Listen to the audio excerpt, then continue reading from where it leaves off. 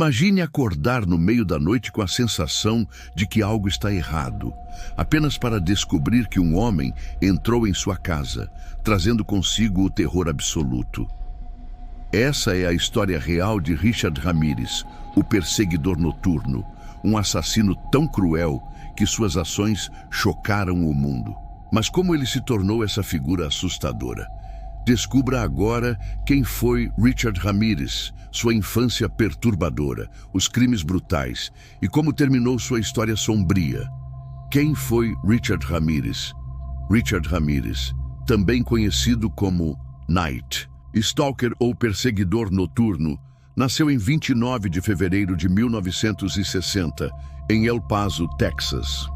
Ele cresceu em uma família de origem mexicana, sendo o mais jovem de 5 filhos. Desde cedo, Richard demonstrava comportamentos inquietantes e uma tendência ao isolamento.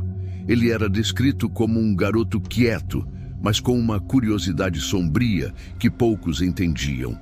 Aos 12 anos, Richard começou a se afastar da escola e da família, mergulhando em um mundo de violência, ocultismo e comportamentos destrutivos. Suas escolhas e influências o levariam, mais tarde, a se tornar um dos criminosos mais temidos dos Estados Unidos. A infância de Richard foi marcada por traumas profundos. Ele sofreu vários acidentes graves que resultaram em lesões cerebrais, incluindo um episódio em que foi atingido por um balanço de ferro. Seu primo Miguel, um veterano da Guerra do Vietnã. Miguel era profundamente perturbado pelas experiências na guerra e compartilhava histórias aterrorizantes de violência com Richard, incluindo fotos de vítimas que ele alegava ter torturado e matado.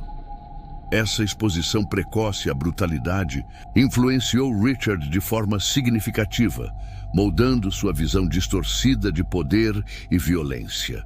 Além disso, a dinâmica familiar era conturbada. O pai de Richard tinha um temperamento explosivo e frequentemente descontava sua raiva nos filhos. Esses fatores criaram o terreno fértil para que Richard desenvolvesse comportamentos antissociais e uma obsessão pelo ocultismo, especialmente pelo satanismo, que se tornaria uma marca registrada de seus crimes. Entre 1984 e 1985, Richard Ramirez iniciou uma série de crimes que aterrorizou a Califórnia. Ele invadia casas no meio da noite, aproveitando momentos de vulnerabilidade de suas vítimas. Seu modus operandi era imprevisível. Ele atacava pessoas de diferentes idades, gêneros e origens, o que tornava impossível prever quem seria o próximo. Os ataques de Ramirez eram brutais. Ele utilizava armas de fogo, facas, martelos e até cabos elétricos para torturar suas vítimas. Em algumas ocasiões, ele deixava símbolos satânicos, como pentagramas nas cenas do crime. Isso reforçou sua reputação como alguém profundamente ligado ao mal e ao ocultismo.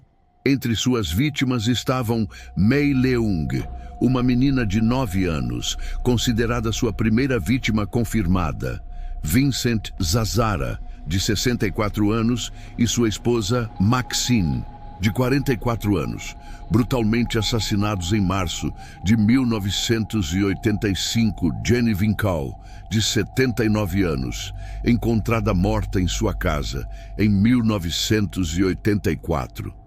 No total, Ramirez foi responsável por pelo menos 13 assassinatos, 5 tentativas de homicídio, 11 estupros e 14 invasões domiciliares.